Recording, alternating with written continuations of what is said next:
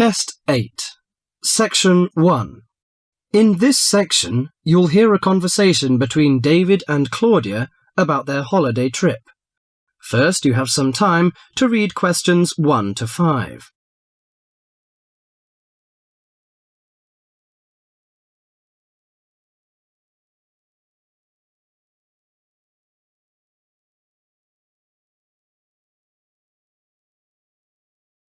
Now listen to the conversation and answer questions 1 to 5.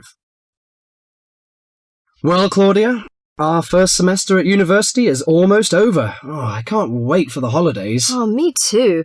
Why don't we go somewhere far away and forget about lectures and essays and all that hard work? Sounds good to me. How about if we go to the coast? It would be great to do some swimming and surfing. The coast would be good, but let's look at our other options. There are the mountains. They're nice and cool at this time of year. There's also the desert, which I really enjoyed last year. What about going to Sydney? I've never been there, and they say it's a great city to visit. Well, I agree. Sydney would be good, but there are too many tourists there at this time of year, and I'd rather get away from buildings and cars. I vote for the mountains. All right, then, let's do that. Now, we have to decide where we're going to stay and how we're going to get there. Any suggestions? Well, for places to stay, there are the usual places, motels, hotels, and youth hostels. We can go camping too. I'm afraid I'm not a very good camper. I tend to feel a bit frightened sleeping outdoors. All right, we'll forget about camping. So, what do you prefer? Well, since neither of us has a lot of money, I don't think a hotel or motel would be possible. How about a youth hostel? Oh, I'd rather not go to a youth hostel. They're cramped and noisy, and the person in the bed next to you might be a snorer. No, I think we should find a small holiday house to rent, and if we get a few more friends to join us, it will be really cheap. Okay. You know, it's the first time for me to travel to the mountains. What do you suggest to take? Mosquito net, I guess. Mosquito net is useful, but I don't want to add more weight to our luggage. So the insect repellent can do, I think. Besides, aspirins are necessary and some cold cure, in case we feel sick or something like this. Do you think we need binoculars and a camera? Well, it would be a good idea to take binoculars. As to a camera, I'm not very for it. I'd rather record the scenes in my mind. You're right. What about the money? How much do you think is enough, and how we should take it? I've learned from a friend about the cost. He told me that they spent about $480 for 1 week's tour, so I think $500 would be enough. We may need over $300 for the house. Have you got any traveller's checks? No, I haven't, but I've got a credit card and a saving card. Then take the credit cards with us. It would be more convenient to pay the house fees with a credit card.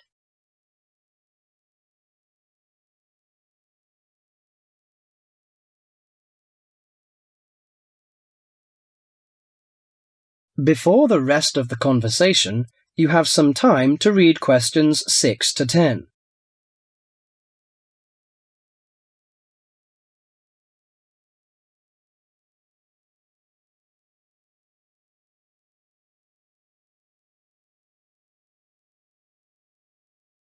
Now listen carefully to the rest of the conversation and answer questions 6 to 10.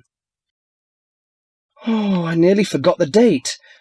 How long will we have before we have to be back here on campus? Under a week, I think.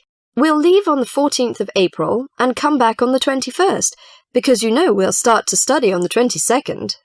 Do you know the definite locations of some holiday houses? I suppose it would be nice if we book in advance. Yes. Look at this brochure here. It says that there are several holiday houses near the mountains. I prefer the one near the woods. It's situated right across the road from the rainforest park. That sounds good. We can easily go to the rainforest park then. Do you know what else we can do there besides visiting the park? I know that many people go there for bushwalking, but you need a good pair of walking boots, of course. Are there any dangers in the bushes? I'm a little frightened. In fact, there's no need to be nervous of the bushes, provided that you treat it with respect and common sense.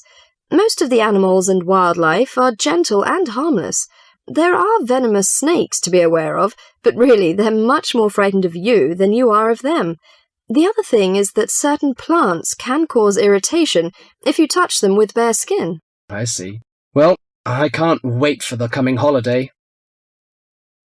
That is the end of section 1.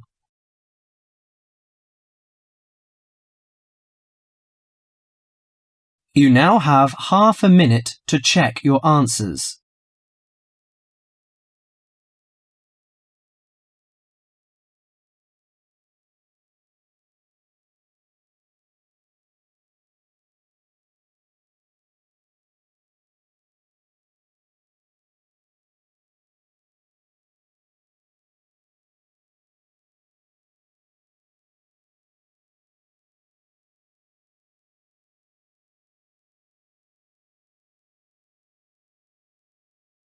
Section 2. In this section, you'll hear a programme on the city of Brisbane. First, you have some time to read questions 11 to 20.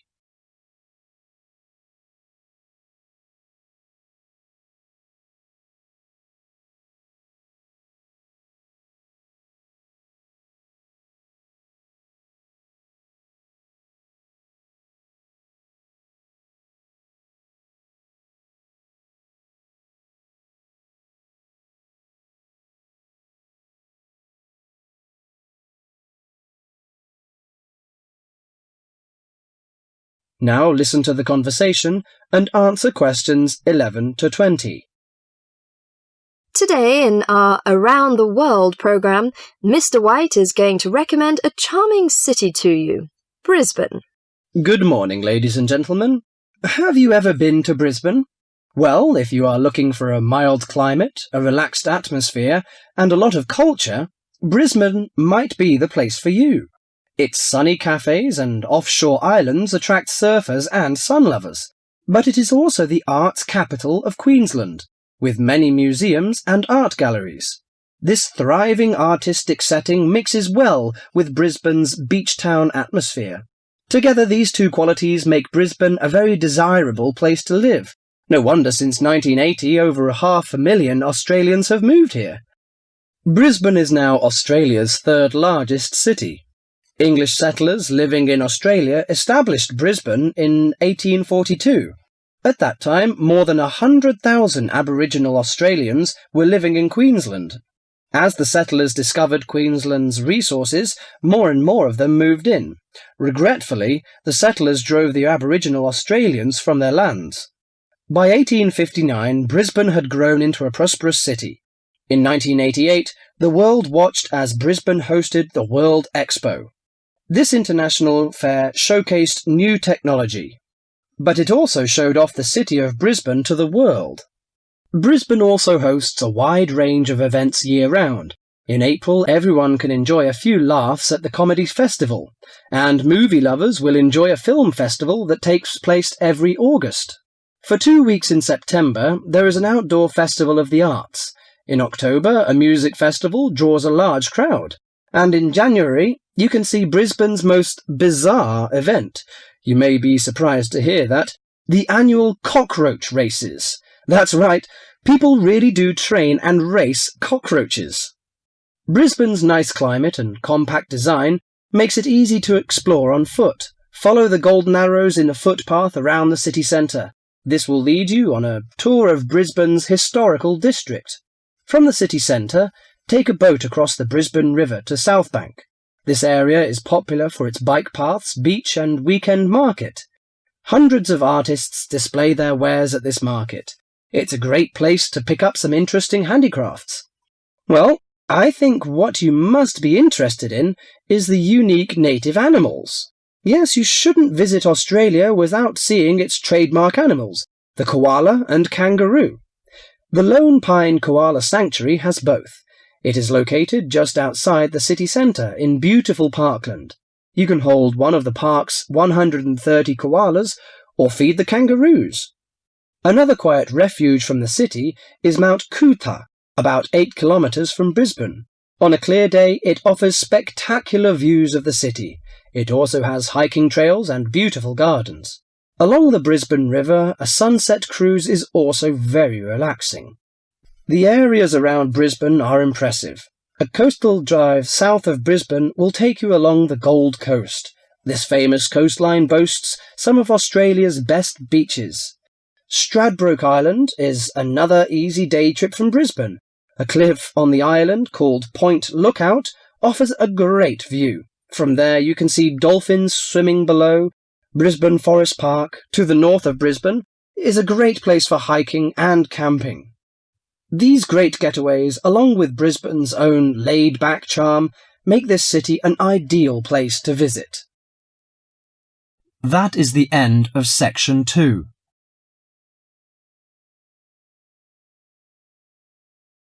You now have half a minute to check your answers.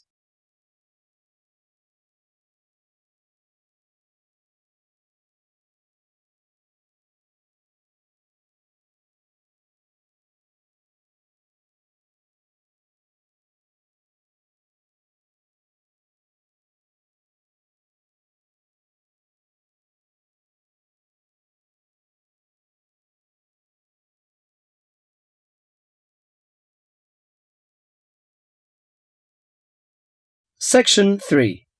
In this section, you'll hear two students discussing a survey they have to write as an assignment. First, you have some time to read questions 21 to 30.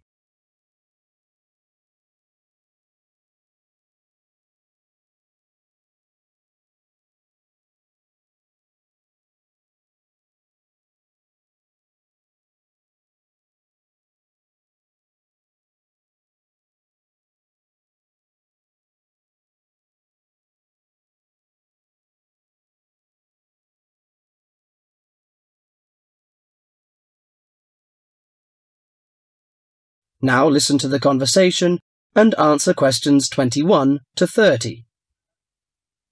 How is your market research project going, George? Very well, actually, Anna. I've just got the results of the survey back, and so now I have to draw some conclusions from the information I've collected. That's good. I'm still writing my questionnaire. In fact, I'm starting to panic, as the project deadline is in 2 weeks, and I don't seem to be making any progress at all. What is your topic? Forms of transportation in the city. What about you? I've been finding out people's attitudes to the amount of violence on television. That's interesting. What do your results show? Well, as I said, I haven't finished writing my conclusions yet, but it seems most people think there is a problem. Unfortunately, there is no real agreement on the action that needs to be taken. Nearly everyone surveyed said that there was too much violence on TV. A lot of people complained that American police serials and Chinese kung fu films are particularly violent. The main objection seems to be that, although a lot of people get shot, stabbed, decapitated and so on, films never show the consequences of this violence.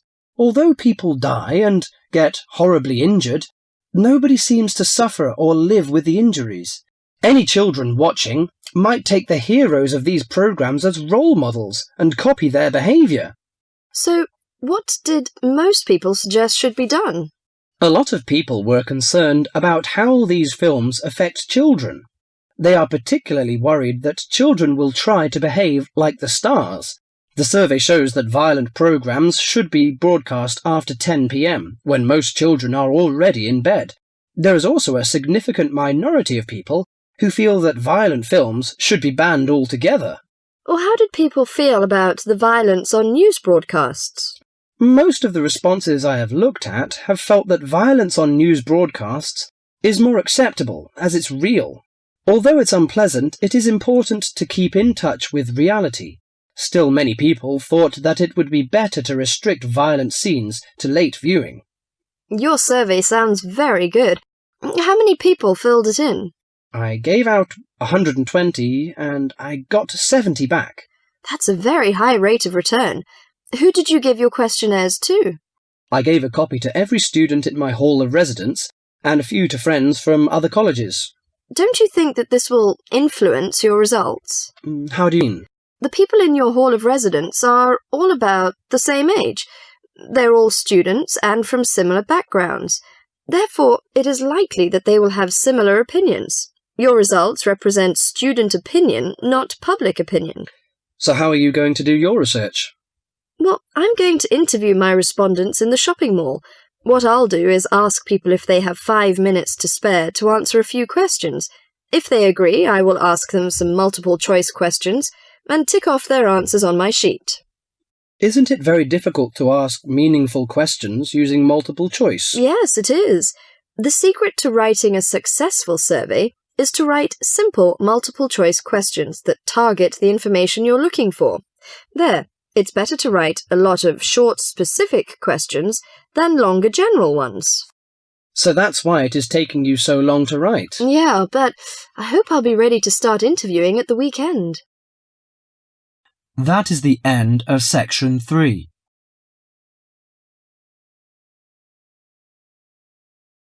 You now have half a minute to check your answers.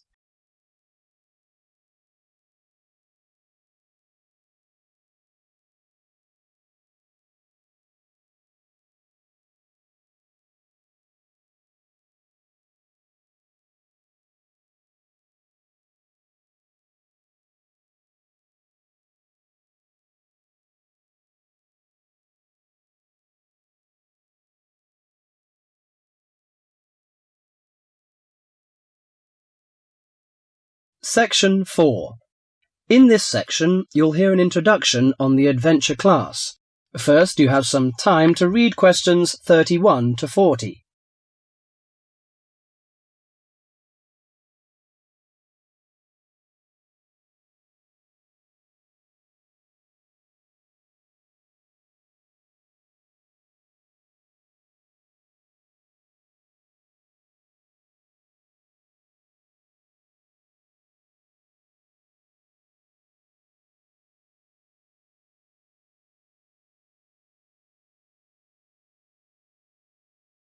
Now listen to the conversation and answer questions 31 to 40.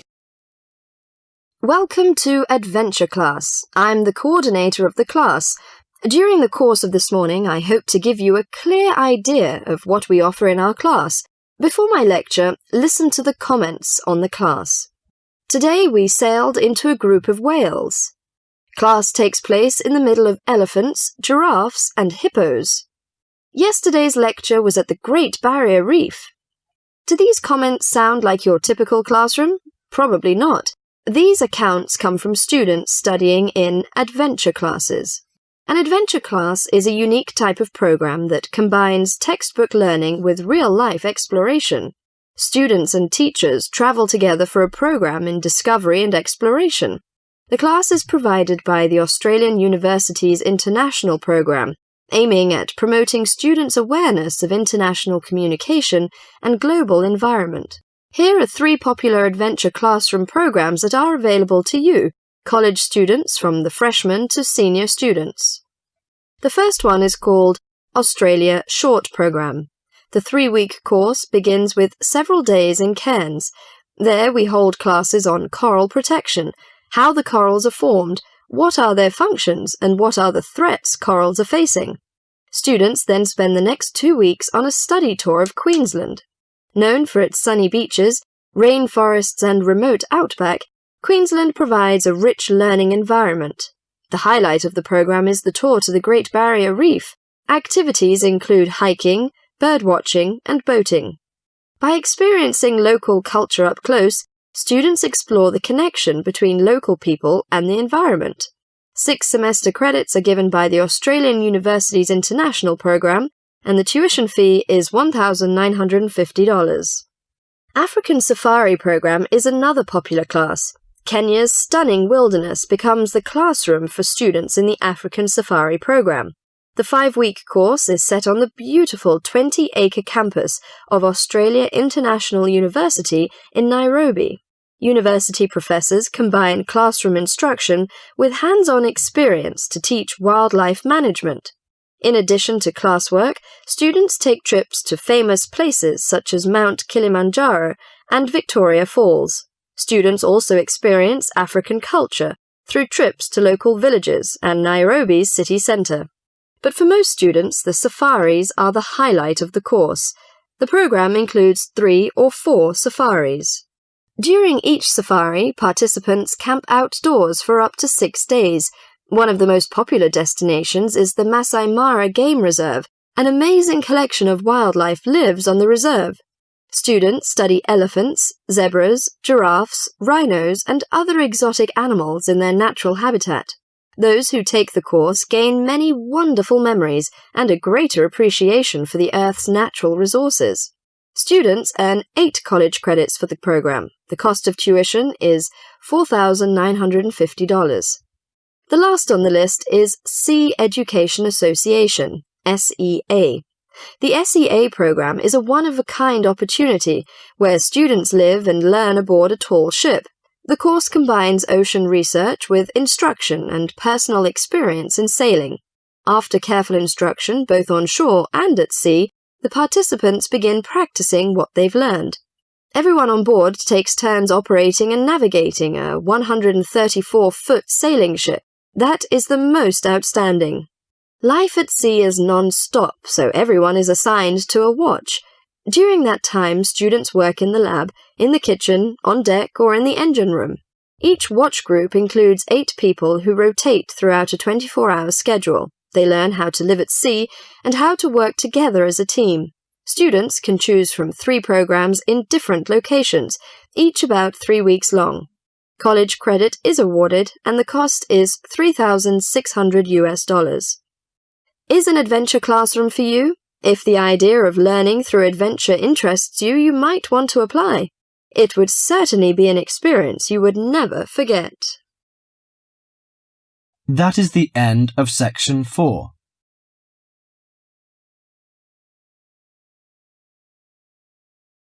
You now have half a minute to check your answers.